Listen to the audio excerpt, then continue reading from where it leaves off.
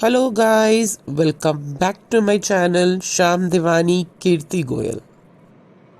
आज हम class 10th की इंग्लिश की न्यू पोम करेंगे एनिमल्स। अगर मैं आपको पूछूं कि आपको एनिमल्स के साथ रहना अच्छा लगता है या इंसानों के साथ, तो जाहिर से आपका जवाब होगा इंसानों के साथ। मगर आज के जो हमारी पोएम है एनिमल्स, उसके जो पोएट है वॉल्ट विटमन, उनको एनिमल्स के साथ रहना अच्छा लगता था। Walt Whitman was born in 1819 and died in 1892. वो एक अमेरिकन पोएट हैं और उन्होंने राइम और मेट्रिकल पोएट्री की ट्रेडिशनल तरीकों को तोड़कर एक नई रेवोल्यूशनरी पोएट्री को इंट्रोड्यूस किया। वो अपने रेवोल्यूशनरी काइंड ऑफ पोएट्री के लिए जाने जाते हैं जो बेसिकली फ्री वर्स में लिखी जाती है। उनकी पोएम एनिमल्स उनके सॉन्ग ऑफ माई सेल्फ में से लिया गया एक एक्सट्रैक्ट है। Walt Whitman has shown a comparison between human beings and animal in this poem. He has pointed out the evils present inside the human brain, which he thinks the animals don't have. That is why he thinks that animals are much better than human beings.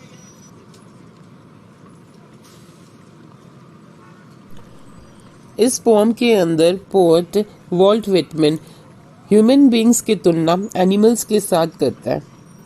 Poet को ऐसा लगता है कि वह animals के साथ ज़्यादा आराम से रह सकता है, क्योंकि उसे ऐसा लगता है कि ह्यूमन बींग्स स्वार्थी हैं, झूठे हैं और हमेशा असंतुष्ट रहते हैं, जबकि एनिमल्स निस्वार्थी हैं, सच्चे हैं और अधिक संतुष्ट रहते हैं, और वह इंसानों के प्रति अपने प्यार को प्रदर्शित भी करते हैं।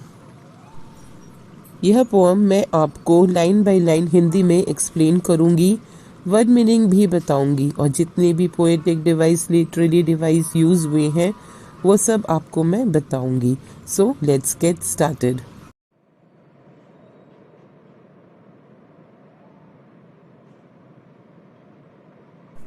I think I could turn and live with animals. They are so placid and self-contained. मैं सोच रहा हूँ कि मुझे जाके जानवरों के साथ रहना चाहिए, क्योंकि वह कितने शांत हैं और आत्मविश्वासी हैं।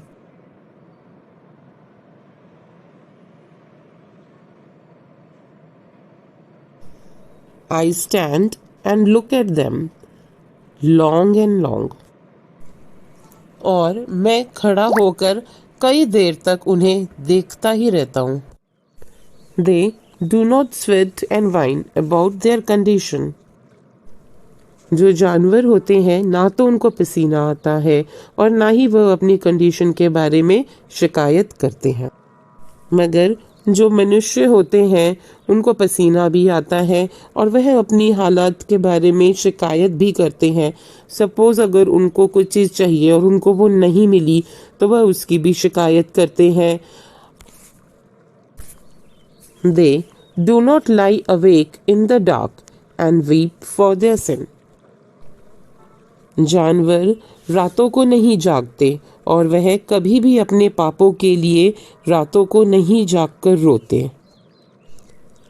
जानवरों का कॉन्साइंस बिल्कुल क्लियर होता है और उनके अंदर बिल्कुल भी ज़रा सा भी गिल्ट नहीं होता। उनके लिए दुनिया में क्या सही है क्या गलत है ये चीज़ें कोई मायने नहीं रखती, ये बिल्कुल भी एग्जिस्ट नहीं करती। मगर मनुष्य रातों को जागते हैं और वह रोते हैं, और अगर उनसे कोई गलती होती है तो उसका उनको पश्चाताप भी होता है। They do not make me sick discussing their duties to God. वह भगवान के प्रति अपने कर्तव्यों के बारे में बातें करके मुझे परेशान नहीं करते। Not one is dissatisfied. कोई भी जानवर असंतुष्ट नहीं है। इसका मतलब कि सभी जानवर संतुष्ट हैं। उनको क्या चीज़ चाहिए होती है? खाली खाना चाहिए होता है। वो खाना अपना तलाशते हैं, खाते हैं और सेटिस्फाई हो जाते हैं।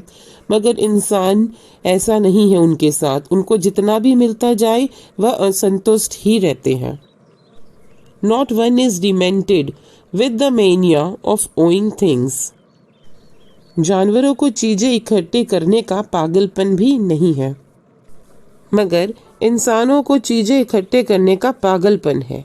जैसे कि अगर एक बच्चा है तो उसको साइकिल चाहिए, वो थोड़ा बड़ा होता है, फिर उसको बाइक चाहिए होती है, फिर उसको कार चाहिए होती है, फिर उसको लग्जरी कार चाहिए होती है। इस तरह से इंसान की कभी इच्छाएं ख़त्म ही नहीं होती, उनको बस चीज़ें इकट्ठी करते ही जाना है। Not one kneels to another. कोई भी एक जानवर दूसरे जानवर के आगे घुटने नहीं झुकाता, उसके आगे झुकता नहीं है रिस्पेक्ट देने के लिए। फॉर एग्जाम्पल, आपने देखा होगा कि भी स्ट्रीट डॉग्स है, क्या वो एक दूसरे के आगे झुकते हैं, एक दूसरे को देख कर प्रणाम करते हैं? या आपने काऊ देखी होगी, क्या एक काऊ दूसरे काऊ को ग्रीट करती है, नमस्ते करती है, झुकती है, उसको रिस्पेक्ट देती है उसके आगे? नहीं ना। मगर हम इंसान एक दूसरे के आगे झुकते हैं, उनको रिस्पेक्ट देते हैं। Not to his kind that lived thousands of years ago. कोई भी जानवर किसी दूसरे जानवर के आगे नहीं झुकता जो उससे हजारों साल पहले जीवित था, यानी कि उसका पूर्वज था। मगर इंसान अपने पूर्वजों के आगे झुकता है, उनकी तस्वीरों के आगे झुकता है, उनकी मूर्तियों के आगे झुकता है। क्या आपने कभी किसी डॉगी को किसी और डॉगी की मूर्ति के आगे झुकते हुए देखा है? क्या आपने किसी बर्ड को अपने बर्ड की फोटो के आगे, पूर्वज बर्ड की फोटो के आगे झुकते हुए देखा है? नहीं ना। नॉट वन इज रिस्पेक्टेबल और unhappy over the whole earth. जो जानवर हैं वो एक दूसरे के आगे रिस्पेक्टेबल नहीं है, यानी कि हम उन्हें इज्जत नहीं देते। अगर सपोज एक डॉगी आया है और दूसरा डॉगी क्या उसको इज्जत दे के बोलेगा नमस्ते जी, आइए जी, बैठिए जी, उसका सम्मान करेगा? नहीं, ऐसा तो नहीं होता ना। और ना ही वो अनहैप्पी है पूरी दुनिया में। अगर एक डॉगी को एक वक्त का खाना नहीं मिलेगा तो वो ऐसे दुखी नहीं होता है, मगर इंसान को अगर कुछ ना मिले तो वो बहुत परेशान होते हैं और वो पूरी दुनिया में बहुत ही ज़्यादा दुखी होते हैं। So they show their relations to me and I accept them. और इस प्रकार वो मुझे अपने संबंधों को दर्शाते हैं और मैं उन्हें स्वीकार कर लेता हूँ। They bring me token of myself. वह मेरे पास मेरी निशानियों को लेकर आते हैं। They evince them plainly in their possession. वह इन्हें स्पष्ट रूप से मेरे पास दर्शाते हैं। I wonder where they get those tokens. मुझे हैरानी है कि उन्हें ये निशानियाँ कहाँ से मिली। Did I pass that away huge time ago and negligently drop them? क्या मैं बहुत पहले इन्हीं में से पैदा हुआ था और मैंने उस निशानियों को बेपरवाही से टाल दिया था? पहले इंसान कितने शांत होते थे, सेल्फ रिस्पेक्ट होती थी उनके अंदर और वह कभी भी चीज़ों के पीछे भागते नहीं थे, चीज़ों को जमा करने में पागल नहीं होते थे, सब इक्वल थे। जो जैसा था वैसा वो खुश था, कोई ग्रीडी नहीं था, ईगो नहीं था। मगर अब ऐसा नहीं है, ये क्वालिटीज़ इंसान ने कहीं ना कहीं छोड़ दी है। अब बस वह पागलों की तरह रोते रहते हैं, चीज़ों के पीछे भागते रहते हैं। मगर जानवरों ने ये क्वालिटीज़ को अपना लिया जो इंसानों ने छोड़ दिया था, और वह मुझे परेशान भी नहीं करते, अपनी सारे दुख भी मुझे नहीं सुनाते। इसीलिए मैं इंसानों के साथ नहीं रहना चाहता, मैं जानवरों के साथ रहना चाहता हूँ। So now let's do the word meaning. Placid means calm, शांत. Self-contained means self-confident, आत्मविश्वासी. Sweat means perspire, पसीना. Whine means complain, शिकायत करना. Dissatisfied means not satisfied, असंतुष्ट. Demented means mad, पागल. Owing means possession and token means sign, nishaniya. Now let us discuss the literary device. First is alliteration. बेटा alliteration वो होता है जब एक ही साउंड बारी बारी रिपीट हो रही हो ताकि एक म्यूजिकल इफेक्ट मिले. I stand and look at them long and long. Here L sound has been repeated. I wonder where they get those token. Here W and TH sounds are repeated. Next literally device is repetition. I stand and look at them long and long. Here the long is repeated to emphasize the length of the time the poet looks at the animal.